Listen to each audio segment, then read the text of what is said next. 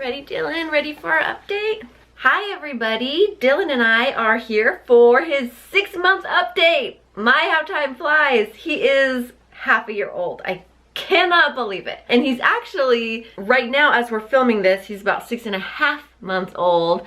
I have been delayed in filming this video. I'm going to try and block out these last couple of weeks when I'm telling about his developments, which is hard because I feel like in the last 2 weeks so much has happened, but I'm gonna try and leave it out and just talk about his development up to his 6-month birthday. So here we go. We had a doctor appointment for his 6-month checkup, and here are his official Dillon stats. Are you excited to talk about them? On his 6-month checkup, he was 26.25 inches in height, which put him at the 50th percentile. He was 16 pounds and 9 ounces, which put him at the 45th percentile in weight. And then his head circumference, believe it or not, he's only in the 50th percentile. You'd think with these cheeks it would be higher, but his head circumference was 43.5 centimeters around.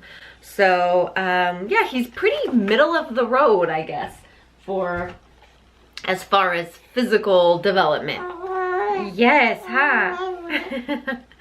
Okay, so let's see. I'm gonna stick to the main categories I usually talk about, which is diapering, feeding, sleeping, his baby milestones, and then postpartum mama. We'll start off with diapering. He has been in cloth diapers now, and we're starting to get the hang of that. As far as disposable diaper sizing goes, he should be wearing a 3, and he does wear a 3 disposable at night just because we think it's easier. We did find a whole bunch of size 2s though in our closet, and I was like, oh man.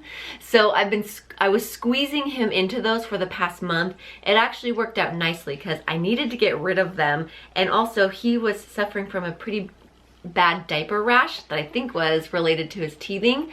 And so we did take a little break from the cloth diapers, and we just were squeezing him into those tiny size 2 diapers, even though he should really be wearing size 3. But the cloth diapers are going well. He is officially back in them, and hopefully we won't have to deal with any severe diaper rashes. We change his diaper probably about somewhere between 6 to 8 times a day. In that time, there's usually 1 poop. Sometimes there's 2. Sometimes there's none. He does get constipated from time to time, and we have used prune juice. That is under the recommendation of our doctor to help him with that. And usually we'll just give an ounce of prune juice mixed with an ounce of water, and that tends to help him. Feeding. He is drinking about 32 ounces of formula a day, and I give that to him approximately every 3 hours.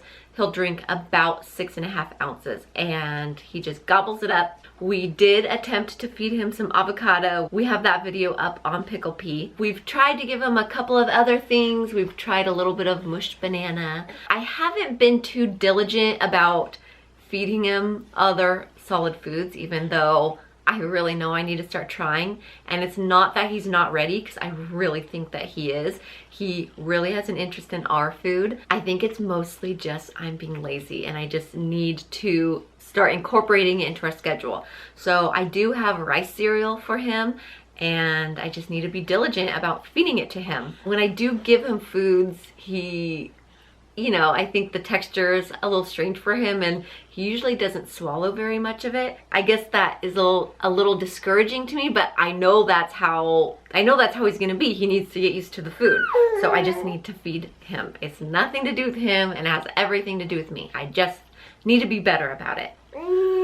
When he was younger, we really battled with reflux, silent reflux. He wouldn't spit up, but every time after he was done eating, he would get very upset. He would cry, he would arch his back, and we could tell he was uncomfortable. He'd have screaming pains, and all of that pretty much doesn't exist anymore. It is such a relief. He's usually pretty happy after he's done. He'll burp and we'll just move on with our day, and so we're not dealing with any of that anymore. And I'm assuming he just kind of grew out of it, and it is such a relief. It makes feeding time a lot more fun. Are you gonna talk with me and tell me your side of the story? Yeah. Yes, you're gonna tell your side of the story too. Sleeping. He is such a good baby when it comes to sleeping. I hear other moms talk about how they have such a hard time getting their baby to go to bed. He has been really easy. We've been so blessed with him because he does sleep through the night. He hardly wakes up. We've had, we get a couple fussy nights here and there due to some kind of growing pain or teething, but for the most part, every night, once he's asleep at night, he is asleep.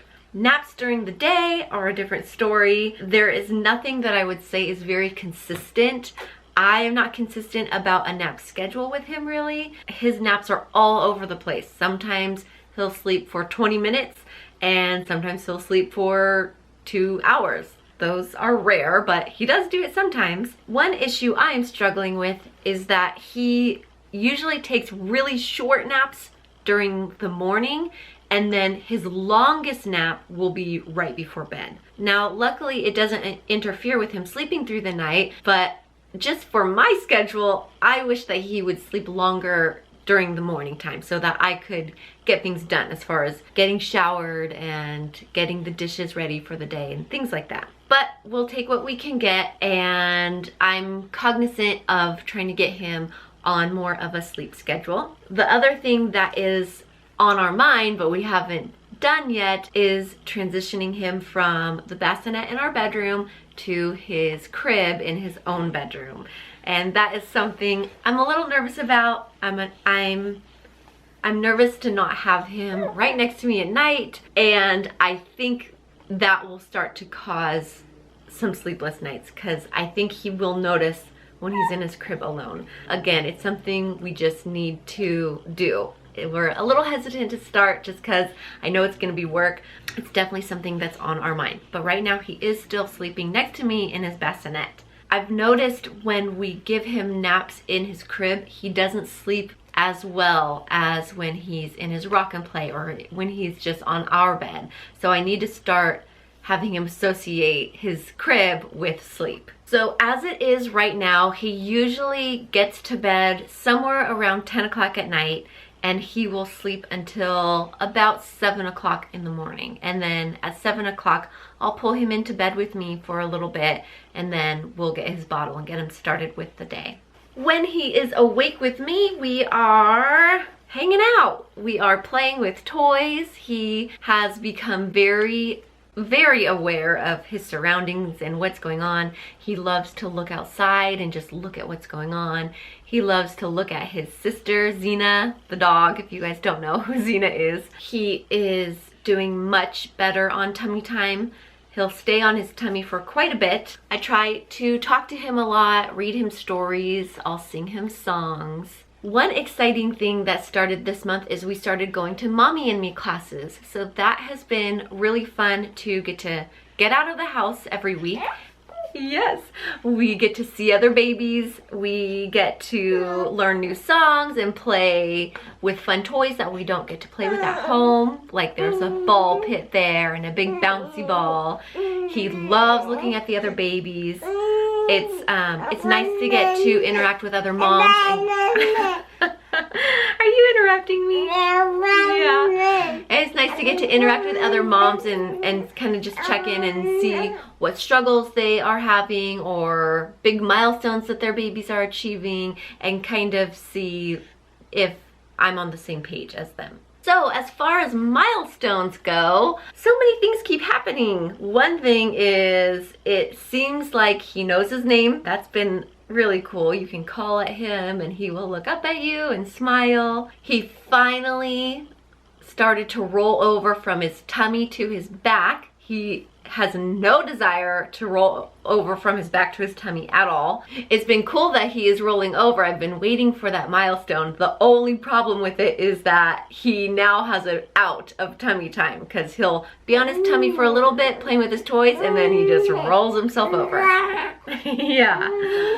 But as far as other movements and things like that, he just has no desire to scoot or roll around or anything. He is chill dill in every way. He is very happy just staying in one place and either playing with mom or dad or playing with his toys. He is teething like crazy in that he is slobbery. We've had really fussy nights. We've definitely been breaking out the teething toys for him. He does have his first tooth, but that literally just happened, so I think that's more of an update for next month. He is starting to just grab at anything that's in his reach, and he loves to bang his toys together. That is a very fun thing to do.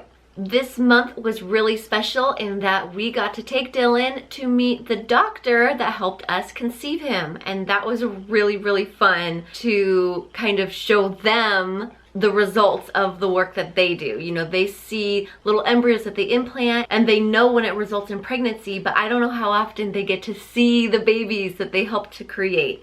So that was an exciting thing to get to do, and all of the nurses were so excited to see him. We vlogged that and it's posted on our Matt and April channel if you want to go check that out. He loves to make noises. He makes the funniest screeching noises. He loves the sound of his own voice, and every morning I don't need to wake up to an alarm clock because I've got this guy who is just talking to himself in bed and making silly sounds. That is my new alarm clock, but I love it. It is so cute to hear him discovering his little voice. For me, being 6 months postpartum, things are going well.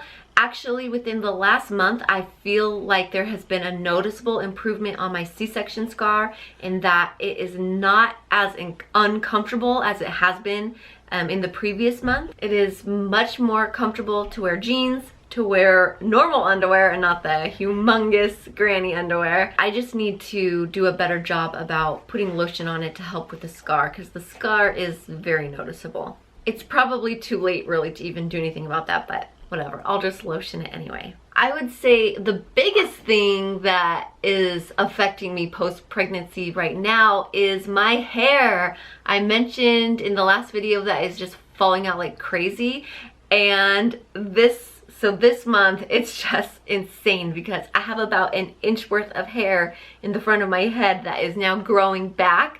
So I have like just all of these spiky pieces at the front of my head that I can't really do anything with. They just stick up in the front of my head. So when I wear a ponytail or anything like that, it just looks funny. But I'm glad that it's growing back, so I won't complain too much.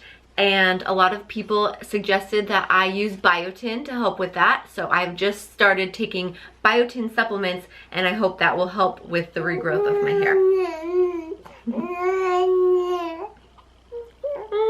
Okay, so that is it for us for 6 months. We'll be back in just a couple of weeks because he will be 7 months before we know it. But until then, we will see you later. Say bye-bye, Dillon. Bye-bye. Bye-bye. Spitty boy. Spitty teething boy. You drool everywhere. I love you.